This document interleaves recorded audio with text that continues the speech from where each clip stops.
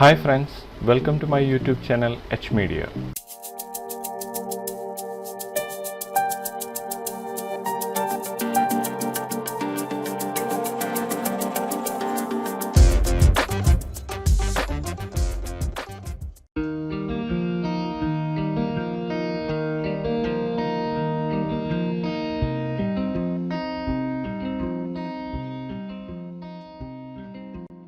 ഈ വീഡിയോയിലൂടെ auto material അഥവാ ഓട്ടോ വുഡ് എന്നറിയപ്പെടുന്ന ഒരു സ്ക്രിപ്റ്റാണ് ഇൻട്രൊഡ്യൂസ് ചെയ്യുന്നത്.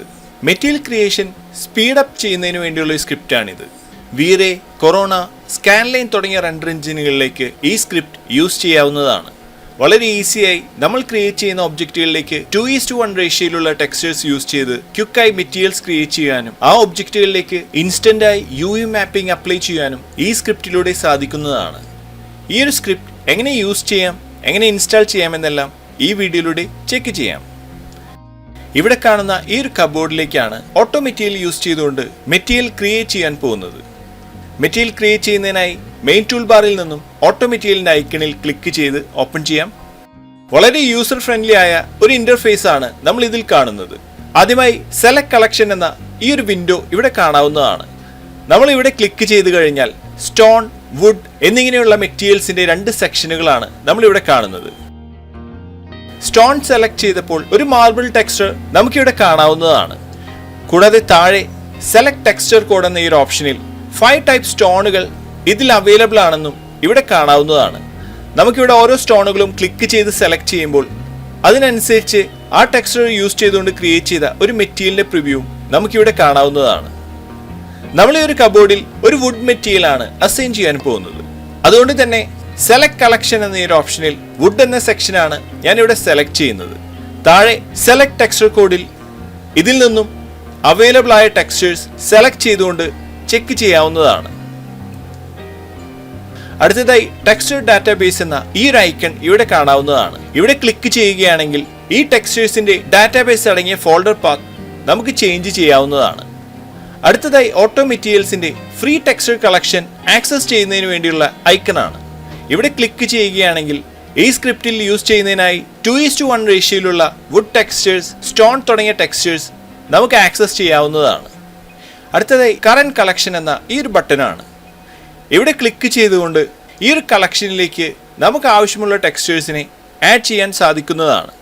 ഇനി നമ്മൾ സെലക്ട് ചെയ്ത ടെക്സ്ചേഴ്സിൽ നിന്നും ഒരു ടെക്സ്ചറിനെ റിമൂവ് ചെയ്യണമെങ്കിൽ remove this texture from current collection എന്ന ഈ ഒരു ഐക്കണിൽ ക്ലിക്ക് ചെയ്യാവുന്നതാണ്. ഇനി സ്കാൻലൈൻ, കൊറോണ, വീറെ തുടങ്ങിയ ഈ 3 റെൻഡർ എഞ്ചിനിൽ നിന്നും മാനുവലായി ഇവിടെ നിന്നും ക്ലിക്ക് ചെയ്ത് സെലക്ട് ചെയ്യാവുന്നതുമാണ്. നമ്മൾ ഇതിൽ കൊറോണ മെറ്റീരിയൽ ആണ് സെലക്ട് ചെയ്തിരിക്കുന്നത്.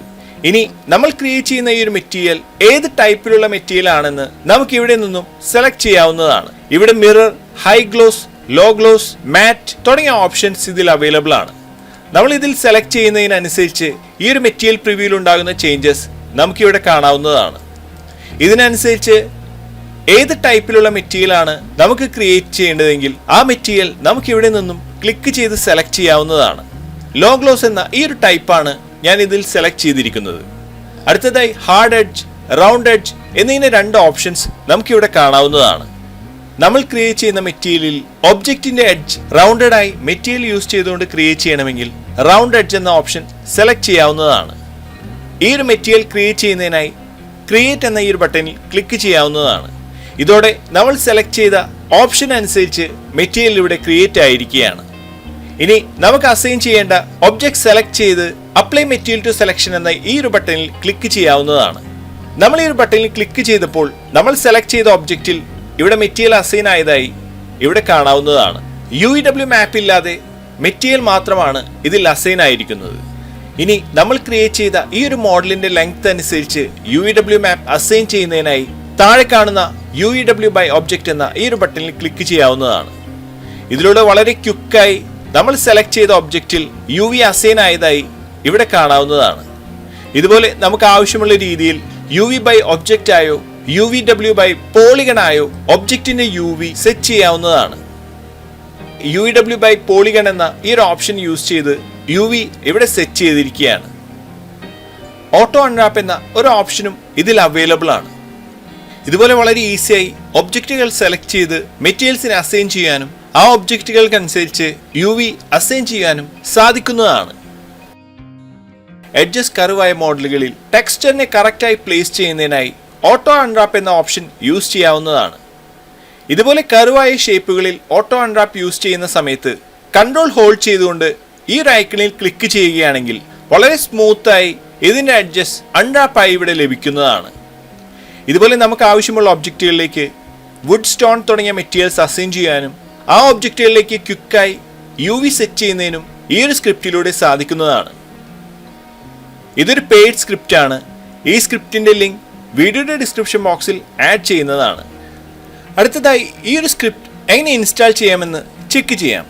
ഓട്ടോമെറ്റീരിയൽ എന്ന ഈ സ്ക്രിപ്റ്റിന്റെ MCP ഫയൽ സെലക്ട് ചെയ്ത് 3ds Maxന്റെ വ്യൂ പോർട്ടിലേക്ക് ഡ്രാഗ് ചെയ്ത് ഡ്രോപ്പ് ചെയ്യാവുന്നതാണ്. ഇവിടെ ഇൻസ്റ്റാൾ എന്ന ഈ ഒരു വിൻഡോ ഓപ്പൺ ആയിരിക്കുകയാണ്.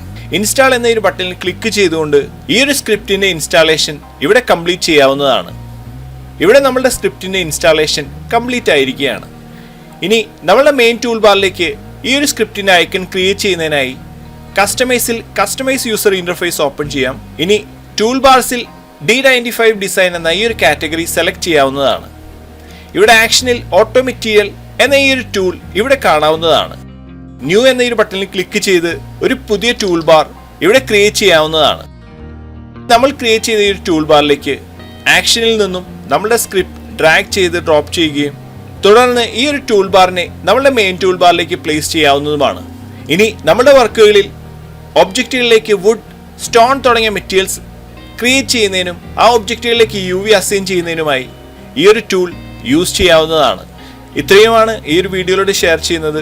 അടുത്ത വീഡിയോയിലൂടെ വീണ്ടും കാണാം. Thanks for watching. അപ്ലോഡ് ചെയ്യുന്ന പുതിയ വീഡിയോകൾ നിങ്ങളിലേക്ക് എത്താനായി സബ്സ്ക്രൈബ് ചെയ്ത് ബെല്ലൈക്കൺ എനേബിൾ ചെയ്യുക.